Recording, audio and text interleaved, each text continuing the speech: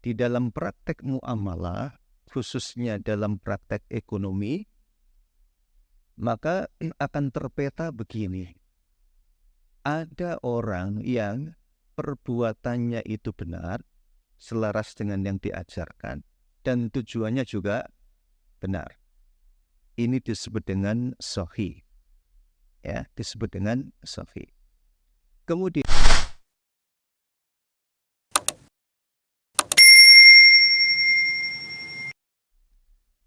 hadirin yang dirahmati Allah Subhanahu wa taala, kita akan membahas, karena ini juga banyak mungkin yang tidak dari awal dulu saya pernah menyampaikan, kita akan membahas hal yang mendasar dari praktek muamalah itu, ya.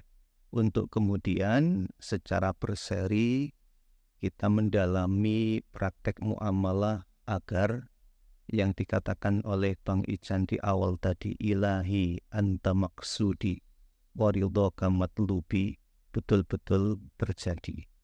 Karena di dalam praktek muamalah itu, hadirin yang dirahmati Allah, kalau di dalam teorinya itu ada penggabungan antara aspek amal dan aspek maqasid. Ya, amal itu aktivitas yang dilakukan, maqasid itu tujuan yang ingin diraih. Amal terkait dengan praktek yang dilakukan, maqasid terkait dengan tujuan yang ingin dicapai.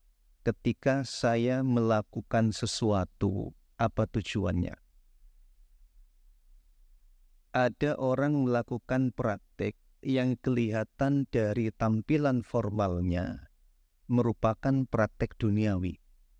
Dari pagi sampai sore hari, bahkan mungkin malam hari. Karena ia berkutat dengan dunia, harta, dan benda. Tetapi dalam pandangan Allah, Allah menilai yang dilakukan oleh orang ini akhirat semuanya. Ya, sangat mungkin terjadi ada orang dilihat dari tampilan lahiriahnya, yang dilakukan ini akhirat semuanya. Karena dia dari pagi sampai sore hari, bahkan mungkin malam hari, di masjid terus.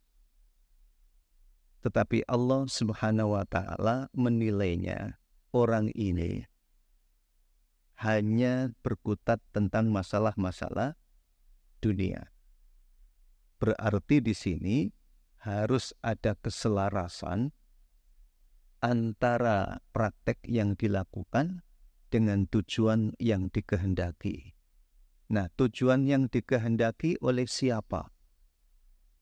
Pertama, perlu dipastikan bahwa kita memahami tujuan yang dikehendaki oleh Allah. Kemudian kita selaraskan tujuan kita dengan tujuan yang dikehendaki oleh Allah itu. Orang tua ketika memberi kita uang, orang tua itu punya maksud. Nah, ini uang gunakan untuk bayar SPP. Ketika si anak menggunakan uang itu untuk bayar SPP, maka saat dia membayar, ini perbuatan, kemudian dibayarkan SPP, berarti sesuai dengan yang dikehendaki oleh orang tuanya. Tetapi kemudian ketika orang tua memberi uang kepada anak, nah ini untuk bayar SPP, tetapi digunakan oleh anaknya misalnya main game dan lain sebagainya. Artinya apa kemudian terjadi? Perbuatannya ini antara perbuatan dan tujuan tidak selaras dengan yang dikehendaki oleh orang tuanya. Nah, muamalah itu berkaitan dengan interaksi manusia dengan sesama. Nah, jadi kalau hubungan kita dengan Allah itu disebut dengan apa? Ibadah. Hubungan kita dengan sesama disebut dengan muamalah. Nah, hubungan manusia dengan sesama ini luas cakupannya. Ada interaksi dalam bidang ekonomi, ada interaksi dalam bidang politik, ada interaksi dalam hubungan sosial, Hubungan sosial ini ada hubungan rumah tangga dan keluarga, dan lain sebagainya. Ini hubungan antara manusia dengan sesama, masuk dalam cakupan muamalah. Tetapi dewasa ini muamalah kemudian difokuskan. Ada definisi yang disampaikan oleh para ulama bahwa muamalah itu fokus pada interaksi manusia dengan harta dan kekayaan. Interaksi manusia dengan hartanya. Dalam ruang apa? Ruang konsumsi, ruang investasi, ruang donasi, ruang produksi, dan lain sebagainya. Bagaimana dia menggunakan harta itu untuk konsumsinya dan juga untuk transaksinya, ini masuk dalam ruang kajian muamalah. Nah, dalam praktek muamalah yang juga bagian dari ajaran Allah Subhanahu wa Ta'ala, Allah Subhanahu wa Ta'ala menghendaki bahwa di balik muamalah itu juga ada tujuan. Kalau kemudian secara spesifik muamalah itu terkait dengan masalah harta, dan lebih spesifik lagi berkaitan dengan masalah uang, maka ketika Allah memberikan uang kepada hambanya, itu juga ada maksud dan tujuannya. Ketika Allah kemudian menggerakkan seorang hamba untuk menggunakan harta itu dalam aktivitas produksinya, maka di dalam praktek produksi itu, kegiatan produksi itu, ada amal yang dilakukan dan ada tujuan yang harus dicapai dan diraihnya. Misalnya, ini uang yang saya miliki. Dengan saya memiliki uang ini, apa tujuan yang dikehendaki oleh Allah dengan uang ini? Maka kita menyelaraskan tujuan kita dengan tujuan yang dikehendaki oleh Allah Subhanahu wa Ta'ala. Sehingga di dalam praktek muamalah, khususnya dalam praktek ekonomi, maka akan terpeta begini. Ada orang yang perbuatannya itu benar, selaras dengan yang diajarkan, dan tujuannya juga benar. Ini disebut dengan sahih. Ya, disebut dengan sahih. Kemudian ada orang yang dalam aktivitas bisnisnya itu prakteknya benar, tapi tujuannya salah. Ya, prakteknya benar tapi tujuannya salah. Sama dengan ibadah begitu juga. Prakteknya benar tapi tujuannya salah. Sholatnya benar. Sholat subuhnya benar. Sebab dia mempraktekkannya berapa rakaat? 2 rakaat. Diawali dengan niat. Kemudian terus berlanjut.